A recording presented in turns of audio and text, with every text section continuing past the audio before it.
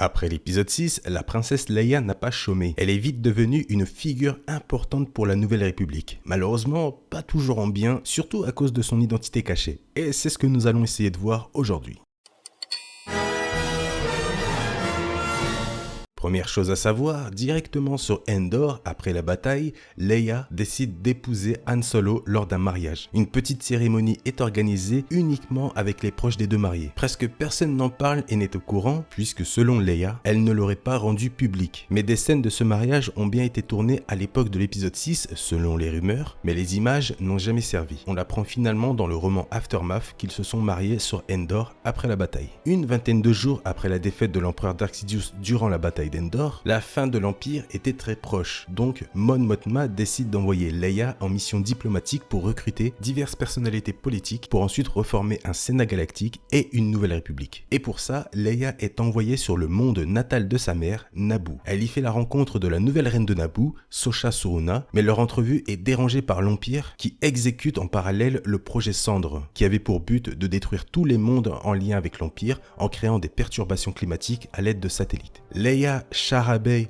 qui est la mère de Poe Dameron, et la reine Soruna décident de se rendre dans l'hangar principal de Tid pour piloter eux-mêmes des vaisseaux et contrer l'Empire au-dessus de Naboo. D'ailleurs, en allant dans le hangar, Leia ressent une présence très sombre et froide. Une présence laissée une trentaine d'années plus tôt par l'ancien Seigneur Sith, Dark Maul, lors de son combat contre Qui-Gon et Obi-Wan. Et vu que Leia était très sensible à la Force, elle n'a eu aucun mal à le ressentir. Leia, Chara et Soruna prennent d'anciens vaisseaux pour aller détruire le satellite au-dessus de Naboo. Bien sûr, elles accomplissent parfaitement la mission en détruisant le satellite et quelques TIE en plus. Puis les trois femmes retournent sur Naboo pour protéger Tid des forces de l'Empire au sol. Leia y fait notamment la rencontre d'Iden Versio et de Del Meeko, des déserteurs de l'Empire. La princesse réussit à repousser les impériaux grâce à un système de défense de la capitale de Tid, installé à l'époque sous le règne de Padmé pour repousser les séparatistes. Après tout ça, Leia va annoncer publiquement et donc officiellement que la deuxième étoile de la mort a été détruite et que l'empereur est mort avec. Mais surtout que la Nouvelle République vient de naître. Finalement, la Nouvelle République choisit Chandrila, la planète d'origine de Mon Mothma, qui devient d'ailleurs chancelière, comme capitale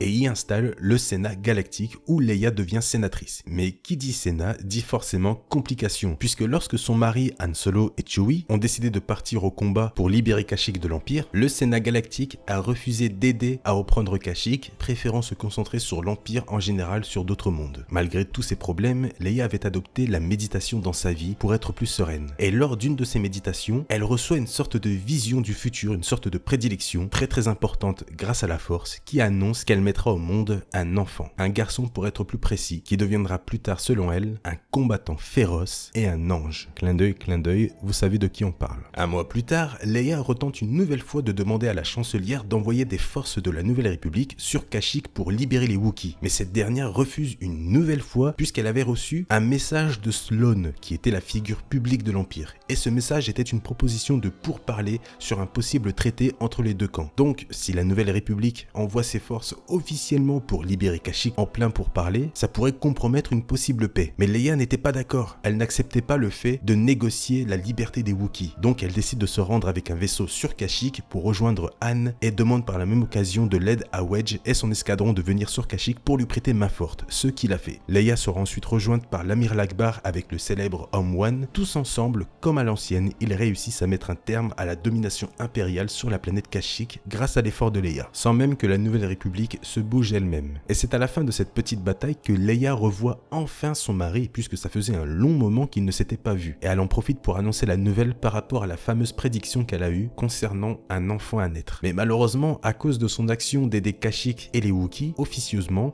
Leia deviendra une sorte de paria pour certains politiques de la Nouvelle République. Entre-temps, Luke, revenu de ses voyages, va faire son entrée pour proposer à Leia d'être formée en tant que première apprentie. Elle va bien sûr accepter et durant un an, elle va se former sur la Force aux côtés de son frère. Mais elle décidera finalement de mettre fin à sa formation au bout d'un an donc, pour plusieurs raisons. Celle notamment de vouloir se concentrer sur la politique, mais surtout la raison principale, selon elle, lorsqu'elle aurait accompli son destin de Jedi, son fils, pas encore né à cette époque, mourrait. Donc elle a préféré tout stopper stopper et donner son sabre laser à Luke en lui disant qu'un jour quelqu'un l'utilisera pour finir ce qu'elle avait commencé en tant que Jedi. Clin d'œil, vous savez de quoi on parle. Des mois plus tard, Leia est finalement enceinte et même assez sévèrement enceinte puisqu'elle l'est depuis quelque temps déjà, et c'est à ce moment-là qu'elle apprend la nouvelle que les restes de l'Empire se réunissent sur Jakku. Donc elle essaye à tout prix de demander à la chancelière d'envoyer les forces de la Nouvelle République sur place pour mettre un terme une bonne fois pour toutes à cette guerre. Mais comme d'habitude, c'était selon le Sénat galactique, blablabla. Mais attention, finalement, la Nouvelle République envoie enfin ses forces sur Jakku pour terminer cette guerre. Du côté de Leia, toujours sur Chandrila, elle découvre sa capacité à pouvoir ressentir à travers la force la présence de son fils encore dans son ventre. Elle sentait notamment la lumière en lui, mais par moments, cette lumière vacillait et laissait place à une obscurité profonde. Mais surtout, son fils lui aussi avait la possibilité de sentir sa mère à travers la force et pouvait notamment sentir les émotions que Leia pouvait avoir. Mais de son côté, elle sentait divers troubles avec son fils, des troubles qu'elle ne pouvait pas expliquer, mais ça la perturbait beaucoup. Son mari revient finalement vers elle, tandis que la bataille de Jakku tourne en faveur de la République sur la planète de Jakku. Finalement, la chancelière est contactée par le grand vizir Masameda, figure de l'Empire, pour mettre en place un traité de paix. Elle accepte, fait venir Masameda, et le tout se fait sur Chandrila en présence de Leia et d'autres personnalités de la Nouvelle République. Le traité de concordance est signé par les deux parties, ce qui met fin à la bataille de Jakku. De plus, l'Empire annonce sa reddition. Et pour conclure cette journée importante dans l'histoire de la galaxie, Leia sent que son enfant va arriver d'un moment à l'autre et se rend donc dans sa chambre d'accouchement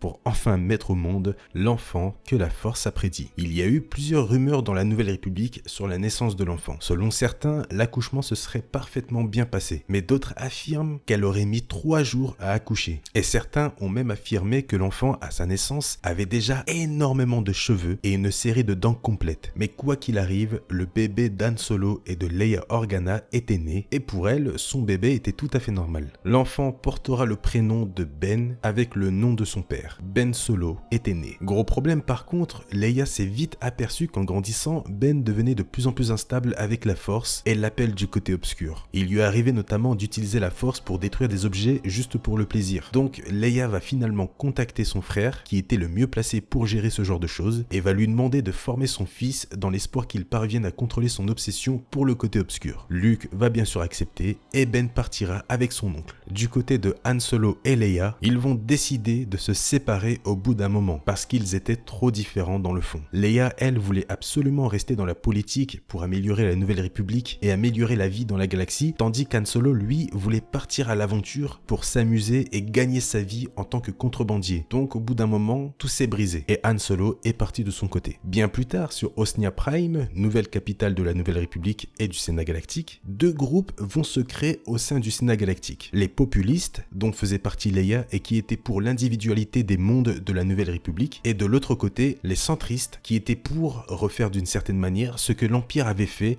avec une grosse armée et une union entre les mondes sans les erreurs bien sûr de Palpatine. En gros, c'était la droite contre la gauche version Star Wars. Et en sachant que la chancelière Mon Mothma avait atteint la fin de son mandat, la Nouvelle République n'avait plus de chancelier. Donc le Sénat va créer et remplacer le poste de chancelier par celui du premier sénateur. Un nouveau poste similaire à celui du chancelier. Et Leia était pour beaucoup la meilleure personne pour ce poste. Elle-même pensait que c'était une bonne chose si elle était choisie. Mais à quelques semaines de l'élection, et sûrement de la victoire de Leia, une sénatrice nommée Caris Sindian, qui faisait partie du groupe des centristes, mais surtout elle était secrètement liée au Premier Ordre, trouve un coffre à souvenirs d'Alderaan qui appartenait à Leia. Énorme problème bien sûr, à l'intérieur, elle y découvre que Leia Organa était en réalité la fille du seigneur Sith Dark Vador.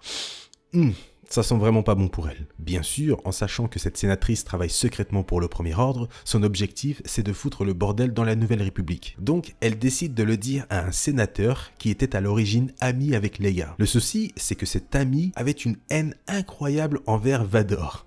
Ouch! Donc ce dernier se sent trahi par Leia et décide durant l'audience de la nomination du premier sénateur de révéler ce secret devant tout le Sénat. C'est fichu, Leia n'ayant pas d'autre choix, avoue qu'elle est bien la fille de Dark Vador. Sa carrière politique venait d'être détruite à jamais à cause de cette révélation publique. D'ailleurs, Leia s'empresse même d'envoyer un message à son fils pour lui dire que tout ira bien malgré cette nouvelle, puisque Ben lui aussi n'était pas au courant que son grand-père était Dark Vador. Et c'est à la suite de cette révélation que Ben va devenir obsédé par le pouvoir du côté obscur, poussé en plus de ça par Snoke pour finalement devenir Kylo Ren. Et malgré quelques soutiens dans son petit cercle d'amis en disant qu'il ne fallait pas blâmer les enfants pour les actions du père, Leia annonce officiellement se retirer de la course pour le poste du premier sénateur, mais décide aussi de quitter le Sénat à la fin de son mandat en disant qu'elle était surtout la fille de l'ancien chevalier Jedi Anakin Skywalker et de l'ancienne reine de Naboo, Padmé Amidala. Finalement, à la fin de son mandat, Leia organise une réunion privée avec plusieurs militaires de la Nouvelle République qui commençaient à devenir inutiles pour eux, puisque le Sénat avait décidé de démilitariser la Nouvelle République. C'était dans l'accord du traité avec l'Empire. Donc Leia en profite et les réunit tous en disant que le Sénat galactique était trop occupé à se battre entre eux pour défendre la Nouvelle République et décide de prendre les choses en main en créant une organisation paramilitaire qu'elle appellera la Résistance. Voilà l'histoire de Leia Organa après l'épisode 6. C'est la fin de ce Star Info.